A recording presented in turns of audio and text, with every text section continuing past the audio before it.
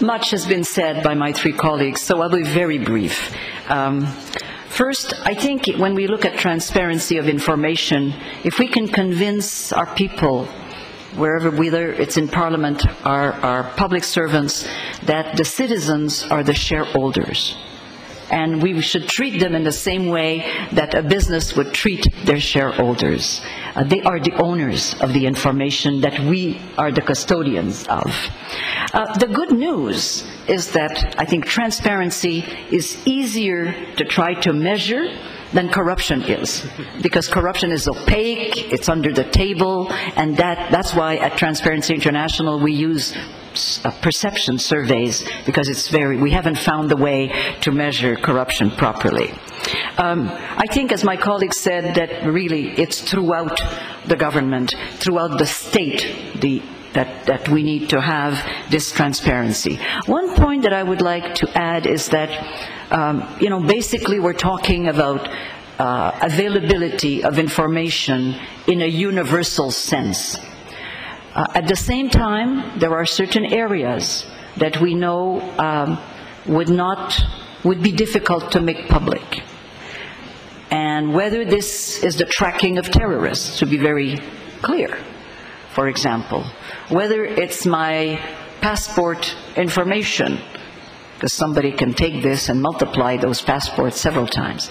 But I think that governments need to try to define those clearly, and so that the people who are administering access to information in our departments know what these limitations are, and there's less discretion in terms of trying to, and then the public, I think, would have greater trust.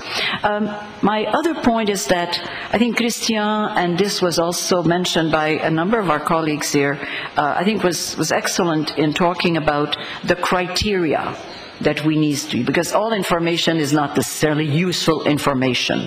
So, in terms of the criteria, you talked about the quality of the information, the timeliness, the accessibility, and how you provide it to the public, and you use reusable, which I had not heard before, but that if one wants to look at international information or even national information, I think that's very important as well. And our chapter in Chile Transparencia, has a project to monitor the information as it is coming in, and they're using quality and timeliness as well, I think, as accessibility as criteria. The other point I want to make is that local governments, for example, have an interesting opportunity, because they're right where the citizens are, to start working with the citizens when they want to provide greater information, so that the citizens help them to craft the way that the information is provided, so that it becomes useful to the citizens per se. So I would say that is something that I would like to leave with governments. Now, we heard a fair amount this morning about the universal information, and I think we need to do a lot more work, because I think the work that's being done by the OECD, by the international financial institutions, would be very helpful to countries, because they can share information from one country to the other, as you did about Indonesia and other cases, but also help in refining indicators, because we need indicators to see whether the information that we are providing to our citizens is really useful to them, is being used, and so on. There are different ways, of course, already in existence, and you've talked about things like audits and so on, and some of our chapters, actually in Latin America, are using social audits to look at how their local government is providing services, but also information is part of that. So this is, I think, one very interesting approach. The other ones could be development pacts between the citizens and the local government, or even between citizens and national governments.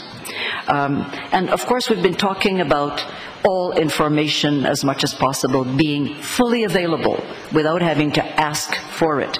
But there's also other kinds of information. For example, if a government comes into power with a platform that says, here are the 20 points we're going to do, I think it's vital for that government on a regular basis to come back to the people in an easily accessible way and say, here is where we are in meeting the pledges that we have made to you, the people of our country, when you elected us, of what we were going to do. And here's we are in achieving those, and maybe this one we cannot do, and this is why. So I think there's the daily work of our institutions, but there's also these other kinds of things. The same thing about the legislative plan of a government, so that it doesn't sit in Parliament for years, that legislation doesn't sit there without any impetus to get it done. So again, I think this is a very important thing, because we can have a lot of information,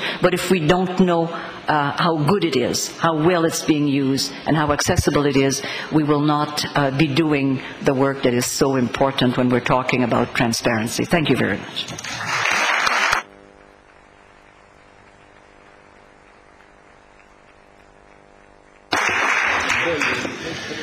Estamos ya pasados en el tiempo. Hay dos talleres de trabajo paralelos que comienzan según programa a las 2:15.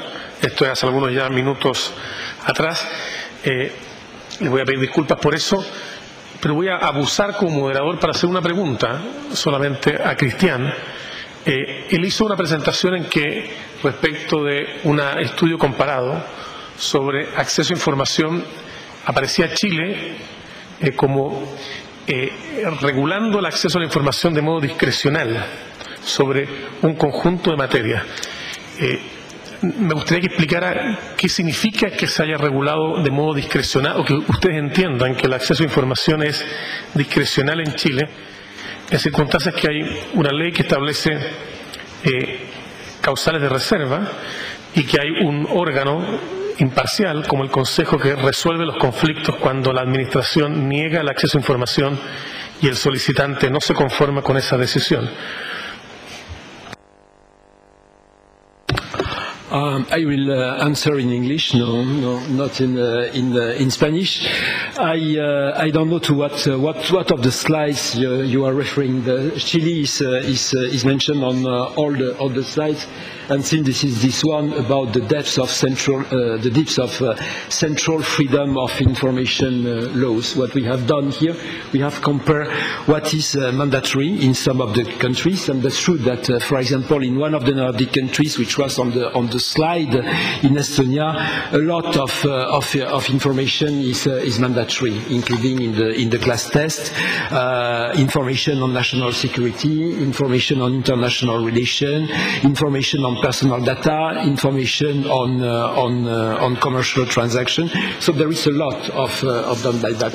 In some of the countries, because probably in these countries, and we can relate that to Finland also, where there is a huge historical and cultural tradition of openness, most of the information is disclosed. In other countries where they are accessing to this idea of disclosing information, is more about the judgment of the civil servants and of the political level to disseminate this information. And it's not a judgment that I have done on the slides. In Chile, for example, a lot of this information, and you're right, was with a cycle with a point in the middle.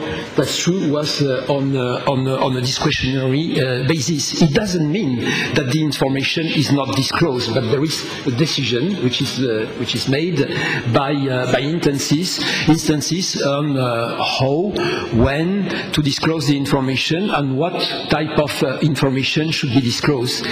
This slide is not a judgment about the information which is disclosed by a country. This is only an indication on the way of which the Freedom of Information Act is implemented.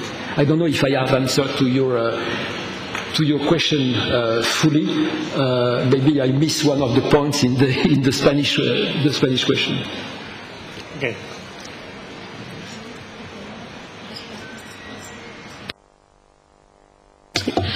Yo quiero ofrecerles, porque me lo ha pedido Paloma y también Ann, que ustedes se acerquen a ellas en los paneles, en los pasillos, para que les hagan preguntas adicionales, para así no abusar del panel que viene en las salas que ustedes ya conocen y que habría comenzado hace unos 7 minutos atrás. Disposición y transparencia completa, pero lamentablemente lo que nos falta es el tiempo. Muchas gracias. Y les pido que me acompañen en un aplauso a todos los participantes en el panel.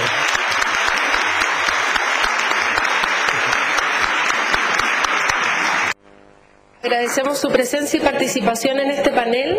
A continuación se van a llevar a cabo 2 talleres simultáneos. El taller 1, intercambios de experiencias institucionales hacia una red internacional, que se desarrollará en este salón, y el taller 2, construcción de indicadores en transparencia y casos, se llevará a cabo en el aula magna, que queda en el 2º piso de este recinto. Les cuento también que afuera se está desarrollando una feria de la transparencia, donde diversas organizaciones sociales de la sociedad civil tienen material a disposición de los asistentes, y así tienen personas a cargo para responder a sus consultas.